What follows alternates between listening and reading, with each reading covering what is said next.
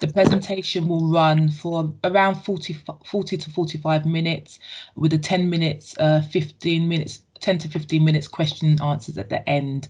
If people could fill in a brief feedback form at the end, that would be really helpful, and we'll post the link in the chat.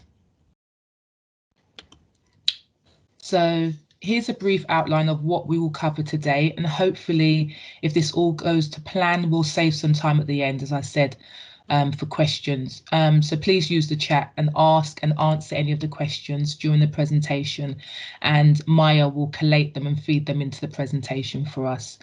So we'll be covering challenges families are facing at this particular time and thinking about emotional well-being. What is creativity?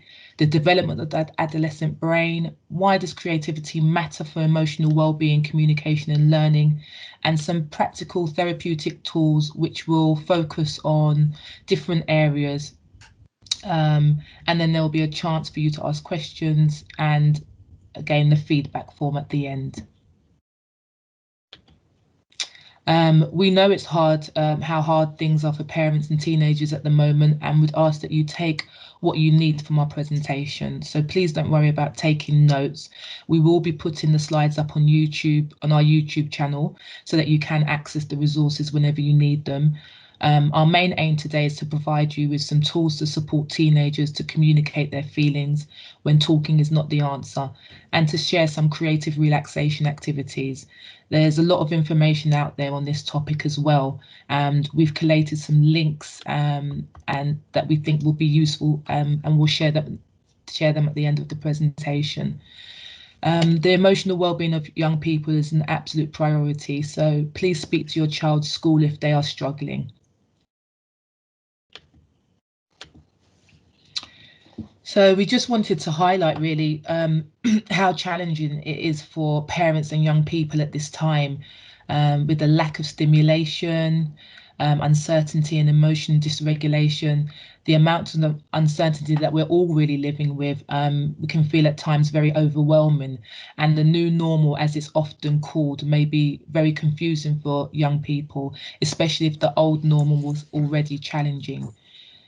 So we know that when people are in chronically difficult conditions, it's helpful to divide the problem into two categories: things that they can do something about, and things that there's nothing they can do, things that they can't do anything about. And we understand that there'll be a lot more in that second category. So in this situation, we know that what can help us to cope is distractions and activities that help us with the mental strain of the situation. The Arts Council in the UK have been studying the effects of creativity during the pandemic, and they found that the role played by creativity has been profoundly stimulating and entertaining for people suffering from loneliness and isolation, helping people to manage clinical mental health conditions, as well as promoting positive mental health for the wider community, supporting physical well-being through activities like dance for mobility, singing for lung health, and art for expressing emotions, and providing hope, a means of processing uncertainty and trauma, and the outlet for grief. An example that I remember is in the first, I think I'm getting a bit of feedback. Is someone needs to be on mute?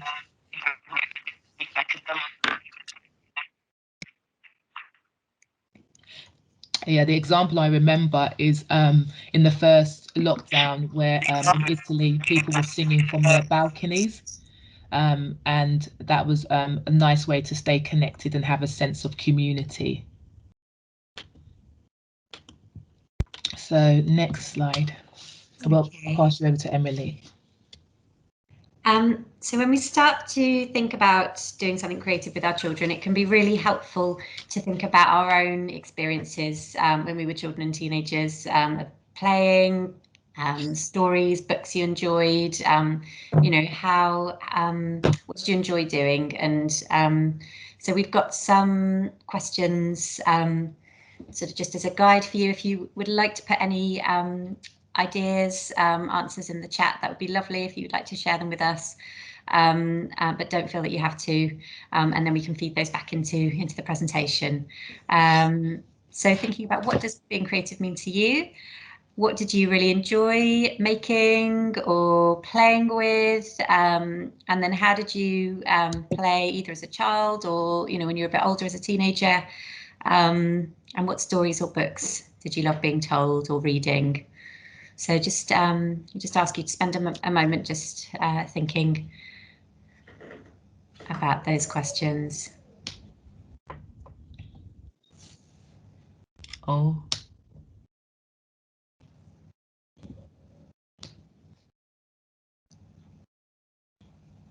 Some people have put roller skating and playing volleyball outside on the road. We had so much fun. I loved drawing and painting. Would spend all my time doing it. Acting out a scene, riding my bike, Edie Blyton, basketball, bike riding, music, listening and playing, movie night with my brothers.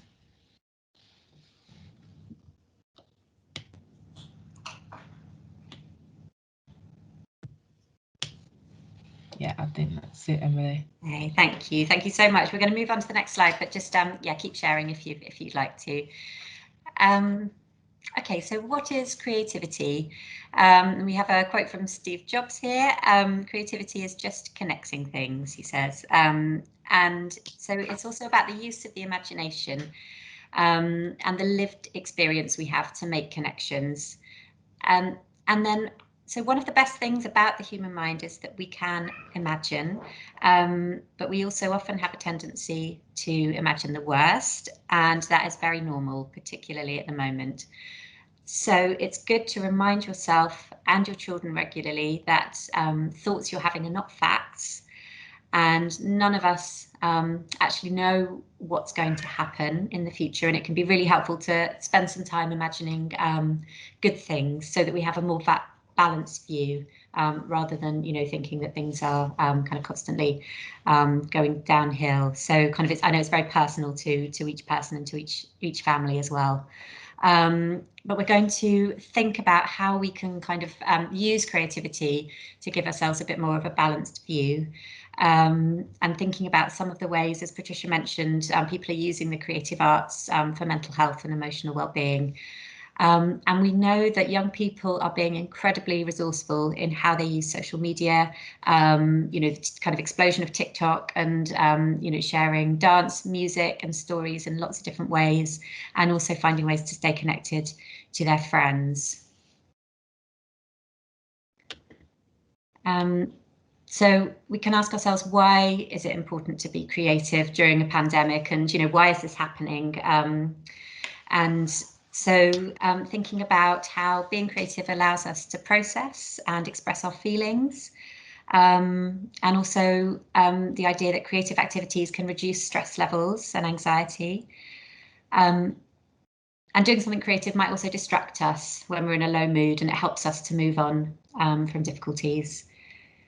And the emphasis is also on the process rather than on the finished product. So this can help with self-esteem if people have had a drop in confidence, over the last year, which is totally understandable. And it also gives us a break from online learning and from screen time. We're going to talk a bit more about kind of how to sort of introduce creative activities with your teenager later, because I know that can sometimes be really, really challenging. It also gives us tools when words are not helping, and it can be used, as we said, to make connections with people that you're not able to see in person at the moment. And a lot, we've been thinking about the effect of rolling news and social media, and I know, a lot of us are trying to minimise the amount of time that our children are hearing and seeing, but we know that it's so hard because it's all around us. So, we're thinking about how people can process and also kind of take in everything that they're seeing and hearing on the news and in the media. So we wanted to share something with you on the next slide. Emily, I'm so sorry to interrupt you. Yeah. At this point, I'm not able to see the presentation. I'm not sure if other people are. I think we lost it for a moment. Okay. No, I did see it. It's visible. You can see. I can see it. Yeah, me too. It says together we face crime. Okay. Okay. Okay. Yeah, Perfect. okay. If there's connection problems, I'm going to try turning my camera off and see if that improves. No, you can see it. I think I can see it as well. It might be Maya's. I think it's my connection. Saying, okay. Yeah, a lot of people saying they can see it. Okay, thank you. Okay, I will move on.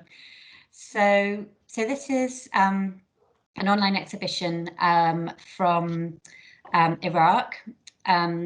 A young person called Samar, who is 17, and she is an artist and activist. And so these are some of the images from the exhibition, but there's a lot more. And she says very eloquently, she said, "I decided to set up this online exhibition to illustrate young people's ideas in relation to COVID-19 consequences and the lockdown." She says the exhibition gave the spotlight to 44 young people and 64 drawings, artworks and pictures. And she explains her reasons behind the exhibition, said she was helping young people to build a positive mindset and highlighting the importance of positive thinking in making a better life, and emphasizing the values of human rights, love, hope, tolerance and cooperation, as well as standing together against extremism and discrimination. So as I said, these are just a few of the images. They're really powerful, and we thought this might be something to share with your young people if you wanted to kind of just as a starting point for some ideas of how people are responding to the pandemic. So if you just follow the, we couldn't embed the link in the slide, but it's the Life is Just a Palette blog spot to follow. Thank you. So using creativity to support emotional well-being through art, music, movement and stories. In drama therapy, we use play, movement, action, puppets, art and music to help people to process difficult feelings and experiences and to support emotional well-being, focus and empathy. We might invite a young person to write a letter to themselves, to try out a new role, to work through a metaphor or story, or use objects to create a story, and use movement to express feelings. So let's look at how, using some of the creative resources, we can show you as parents or carers how to support young people to connect with their emotions creatively and help with communication. So we really like this quote by Lem Sissay, which says, "Young people need a way to process and make sense of their experiences. But as neuroscience shows us, simply talking about problems often isn't enough. That's where the power of creativity becomes an essential healing tool, because it offers the means for young people to work through," sorry, can we just go back and to work things out, as well as expressing their feelings and telling their stories. So many young people do not have the words to express their thoughts and feelings and emotions. So meeting them in their world through creativity helps them to build a creative toolkit to connect things and provide a deeper understanding of how a young person views their internal world and difficulties they may be struggling with. It can help young people, sorry, one second. To problem solve, communicate more effectively, which is the bit of their brain that has not fully developed yet. And it's important to think about this stage of human development and what it means to be an adolescent, and the brain, and may offer an explanation of why young people find it difficult to communicate effectively. So we're briefly going to talk about the adolescent brain. It's a much bigger topic, and usually it's like in an hour and a half workshop. But we just wanted to cover today and provide a brief overview of its links to creativity. And the two main important facts that we wanted to talk about the brain today was the different parts of the brain do. Sorry, can we go back, Emily? Yeah. The different parts of the brain do different things and are responsible for different things, and these parts of the brain all develop at different times. So why did we pick these three areas of the brain? These 3 areas of the brain teach us 3 very important lessons to help the understanding of the development of the teenage brain. So the amygdala teaches us that sometimes our brain is flooded with emotions. Good news, it's not our fault. When we feel overwhelmed, it's our amygdala taking over. Even better news, we can control that. We can teach young people strategies to overcome these amygdala hijacks. The prefrontal cortex teaches us that we need to help our brain help us to make good decisions, think clearly and control our impulses. It's so powerful for young people to understand that their brain controls all of their actions and that there are things they can do to stretch and grow their brain and to regulate their emotions. And then the hippocampus teaches us that we need to strengthen and stretch our brains all the time so that we can remember everything we learn. Remembering is important. If you can't retain what you've learned in primary school, then secondary school is going to feel pretty tricky. So young people need to remember that they have to use their brain in order to learn. Yeah, next slide, please, Emily. So this next slide is a useful picture of the MRI scan. And the difference between a 5-year-old and a 20-year-old brain is quite significant. You can see the back area where it's labeled back, which is at the bottom of the screen, and it's blue. That's the amygdala, the emotional part of the brain. That's fully developed before the rest of the brain is developed.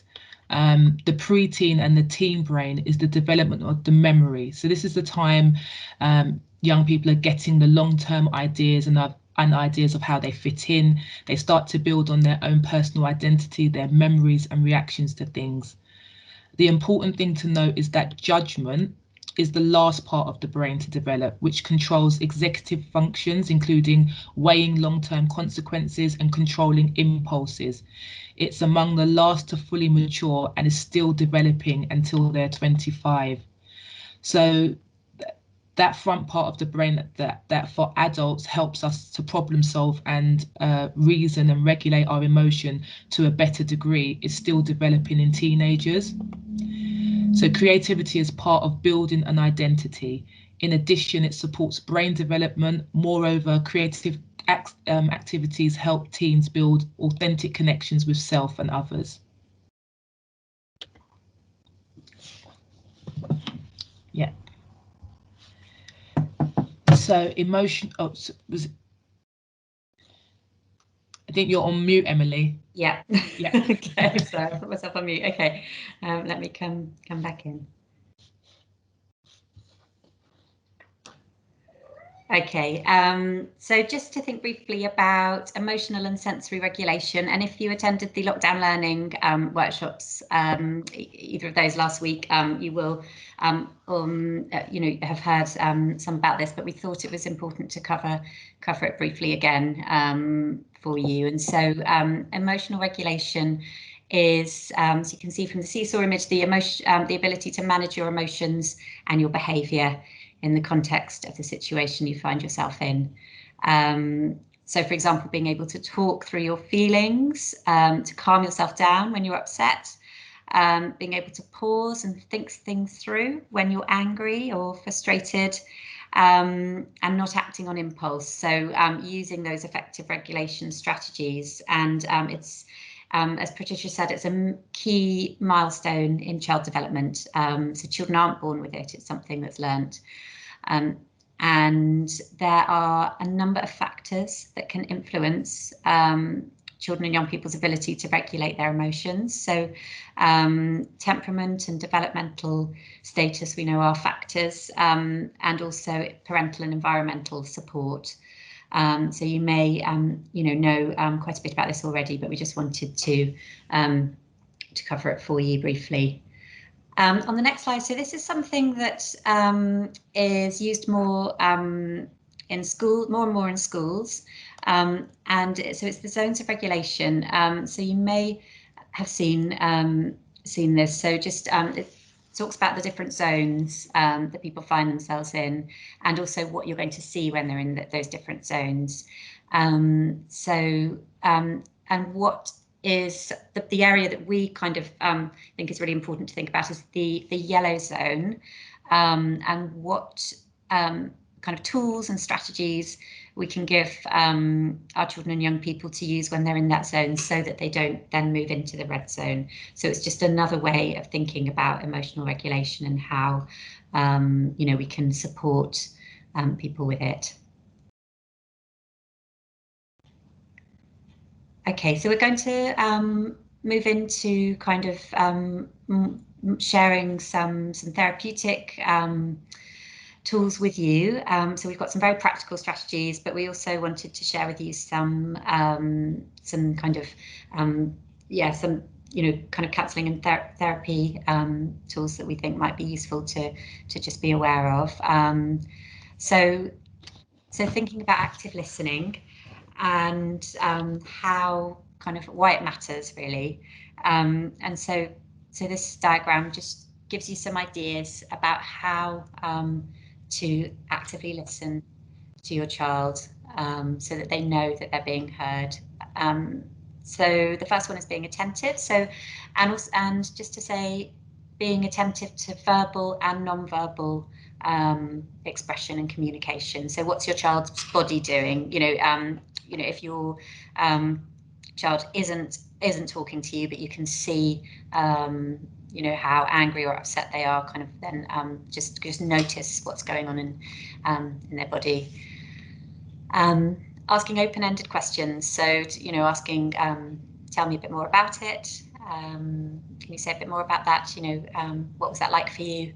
And then asking probing questions. So if you need more information, then seeing, if you're able to ask your child to give you a bit more detail.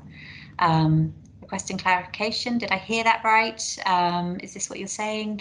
And you can use the paraphrasing to just check out that you're not misinterpreting anything. And kind of reflecting feelings. I can see how frustrated you are about this. That's just reflecting those feelings back that you're hearing, and summarising, just checking again that you're kind of in agreement, that you've heard what is being said. And then we're also going to think briefly about what can be going on underneath children's behaviour. So we're going to use the example of the anger iceberg, which you may have seen before. So the idea of the anger iceberg is that, so ask the question, what if anger is just the tip of the iceberg?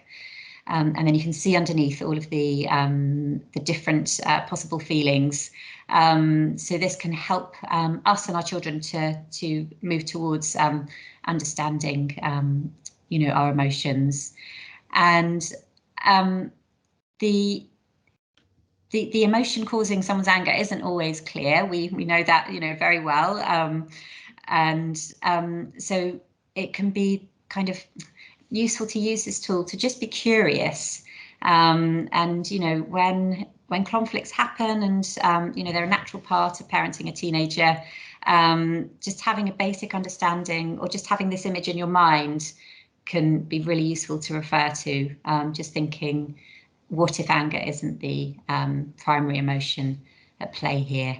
And just being curious about that. We're not expecting you to kind of remember all of these things, but just to have that question in your mind. And then, so you can then move on, in this kind of, when children are calm enough to be in a place to kind of think about anger and reasons behind it, and other emotions at play. We've got some tips to help, to be able to move on and to possibly make things a bit easier next time. So they may want to think about what has triggered the anger. What was it? What was the event?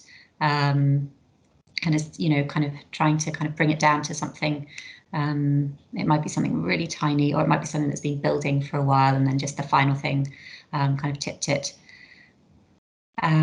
Thinking about what's going on underneath, so thinking about what's underneath the tip of the iceberg, and then you can go to the root of the kind of what might be the primary emotion, which might be very, very different from the anger, and then that might give a little bit more clarity. helping yourself to feel calmer. And this is kind of part of the later part of our presentation. We're going to give some calming and relaxation tools for you to kind of have in that toolkit. And then lastly, challenging your energy. So when our emotions are overwhelming and confusing for us, it can be really difficult to focus on anything else. So spending some of this time maybe working with your teenager, just sharing the Anger Iceberg image might help them to kind of have a bit more understanding, and then they can channel their energy into something else that they would rather focus on and that you would rather focus on as well. And so this is kind of where we can bring it into, personalizing it, making it your own. So we've just got an example of a young person's own Anger Iceberg and how they've worked with it. So again, just having paper and pens available, maybe sharing the image, and you can also use this for other emotions like worry or anxiety. So there's lots of examples online, so please do some more research if you'd like to. And then just kind of, you might want to share some strategies that you use, when you're feeling these strong emotions, just as a good way of modeling and developing positive emotional well-being, and just sharing that. It also kind of gives a chance for some quality time if you're sharing some of your own strategies as well. So we're just going to look at emotional regulation at the moment, and this was again in our lockdown learning, which is on will be uploaded to our YouTube channel. So our occupational therapist Ruby discusses sensory regulation and arousal levels, and strategies can be useful and used creatively. So before any of us can learn or do functional tasks, our bodies, specifically our central nervous system, have to be in a regulated state. So this is done through our senses, which is why it's called sensory regulation. All of us are processing sensory information from our environment all the time, and this is constantly impacting us in our day-to-day lives and taking us up and down on the seesaw. So ideally, most of the time we will fall in the middle where our Winnie the Pooh is, and this is where our nervous system is calm, and so we are calm. And this helps us to focus and learn and work. However, if our body is feeling deregulated, it can be hard to process other skills, for example, academic learning. It can also be hard to regulate our emotions. Focus we can't focus, our energy levels might be low, and that ultimately affects our behaviour. So next slide, please. Yeah. So we're just going to look at share some creative ideas to share some calming activities when a young person may be in a high state of arousal. So the use of blue tack, Play-Doh, plasticine or modelling clay, which you can buy or do fun activities and make your own. You could make your own, and there are lots of recipes on YouTube. And I think sometimes people might think Play-Doh's for younger children, but we've seen when we've worked with teenagers that they really enjoy playing with Play-Doh and Rubik's cubes and kind of fidget spinners and those types of things.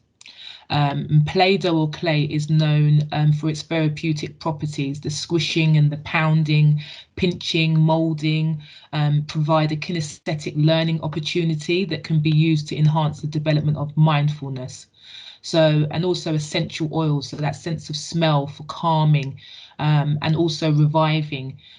You might choose to use it to change your environment in the house. People use diffusers or candles or whatever, but essential oils is a really nice one.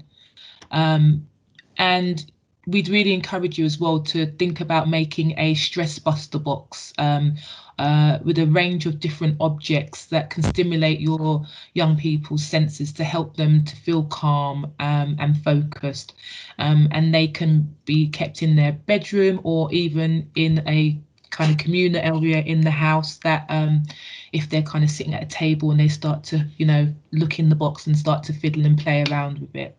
And it's always useful. So embodiment. So embodiment is a technique that we use in drama therapy to use our bodies in a creative way to process and help young people to self-regulate their feelings when they don't have the words to express how they feel.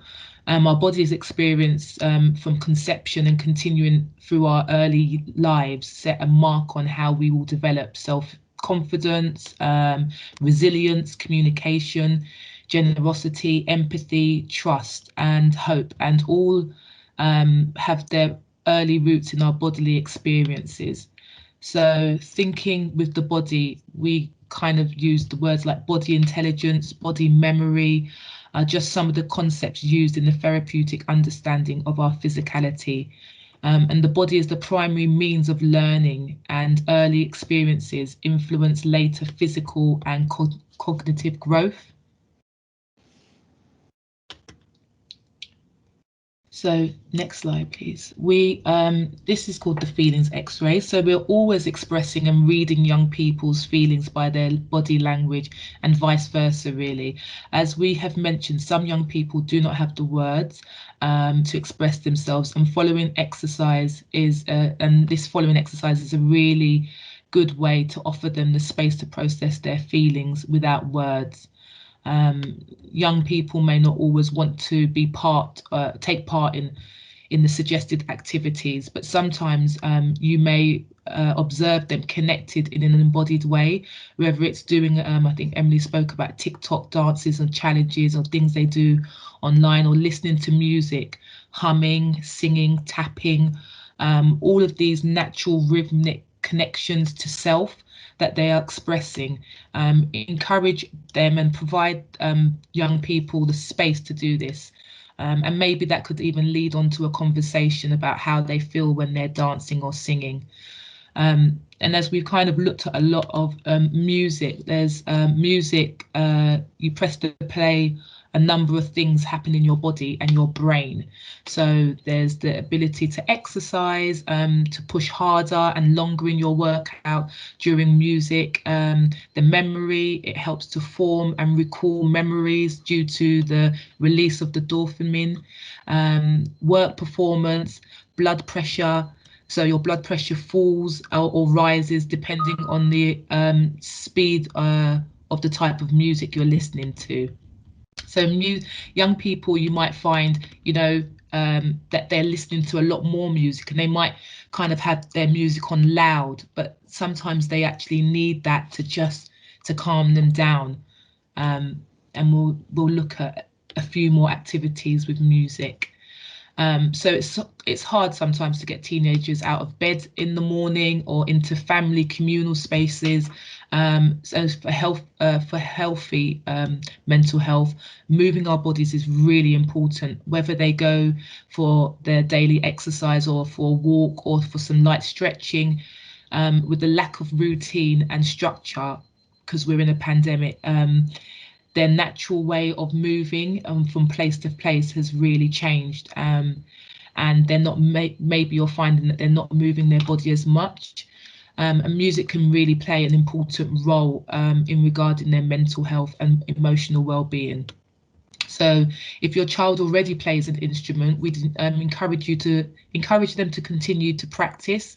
You can be really creative with music. You can play this during in the morning at home, maybe to get them up in the morning. It can really help to alter the state and the atmosphere of your home. You could maybe play music between lessons like jazz, which helps if young people are in a low state of arousal, and music to help transition and focus as well. So music that echoes different feelings helps children and young people to maybe make a playlist with them, different moods that they can play, what's their favorite song, what are they currently listening to, and what are the lyrics in those songs as well. And maybe you could sit down and listen and share, and they can share with you why they like the song, and maybe you could even personalize the song, change the lyrics. If they was to change some of the lyrics, that would apply to them.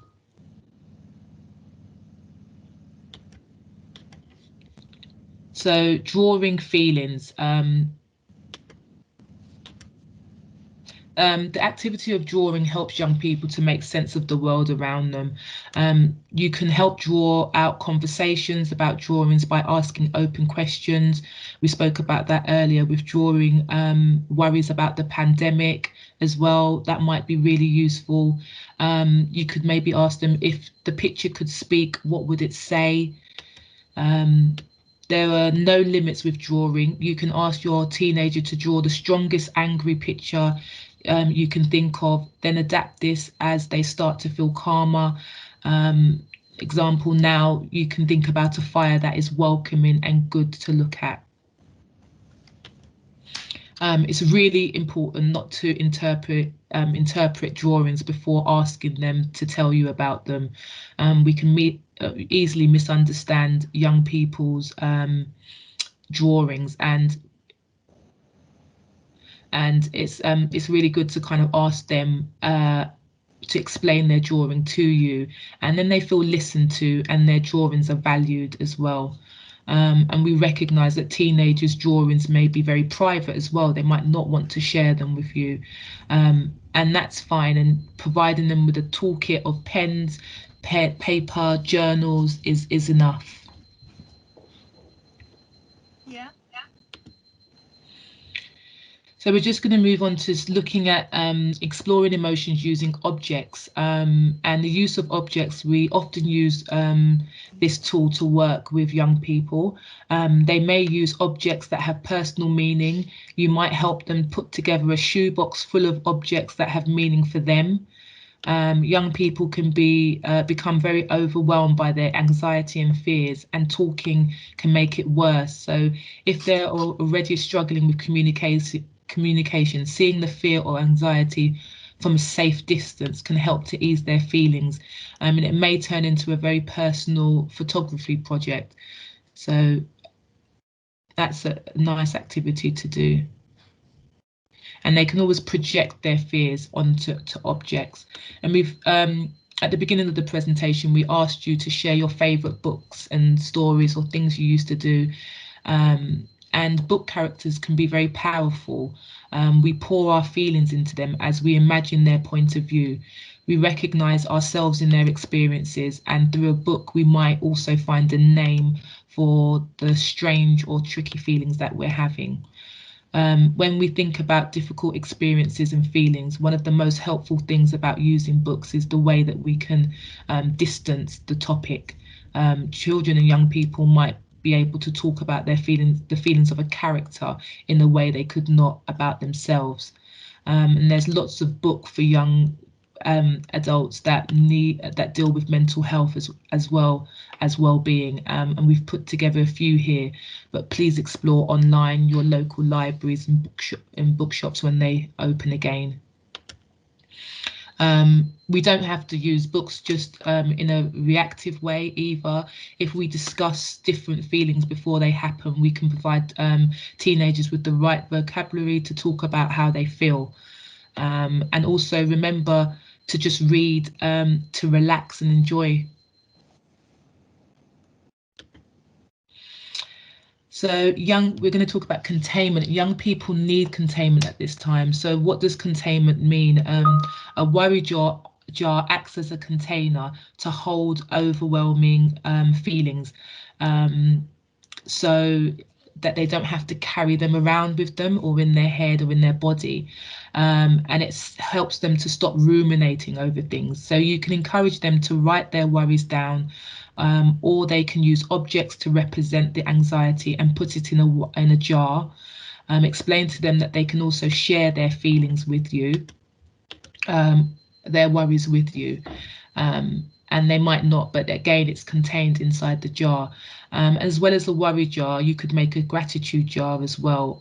We explained at the beginning of the workshop that if we focus on negative thoughts, that doesn't nourish our mental health. So challenge you and your young child or your young person or the whole family to find something that you're thankful or grateful for. And some of you may have journaled growing up and, you know, and kept a journal, diary. And so just trying to encourage young people to journal for 5 to 15 minutes a day can really help with stress and anxiety. It's a very worthwhile self-care tool. Encourage them to keep one. They don't have to write full sentences or even use words. They could draw, they could use pictures. They can be as creative as they want to be. And they could even do mind mapping as well. If they, there's also some useful prompt questions, and you can find them online. You can't, like, what's the best song you've ever heard in your opinion? And there's some prompts that they could, just to get them starting and getting into the habit of writing.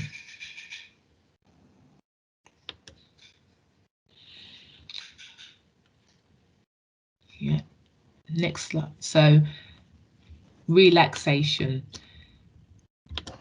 So this is just a really nice activity to do with your young person, and it just gives them a sense of feeling calm. So they can find a photo which makes them feel relaxed just by looking at them, or they can draw or write about things that make them feel relaxed, or just by reading them. And they can make 3 tiny cards or more if they want to, and strong enough to fit in their pocket, for example, the size of a credit card.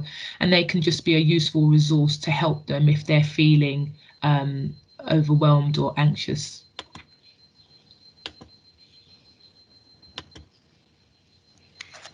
Okay, so if you'd like further help, we've just got some information here about our service. So we offer guided self-help sessions for behavioural difficulties and managing anxiety in children, and we also work with young people with mild to moderate low mood or anxiety. So drama therapy is also offered on a termly basis, and we rotate throughout all of the Battersea cluster schools in our area. So please, if you feel that your young person needs more support, you can self-refer to us by just emailing the WP at SWLSTG.nhs.uk, and or speak to the mental health lead at your child's school.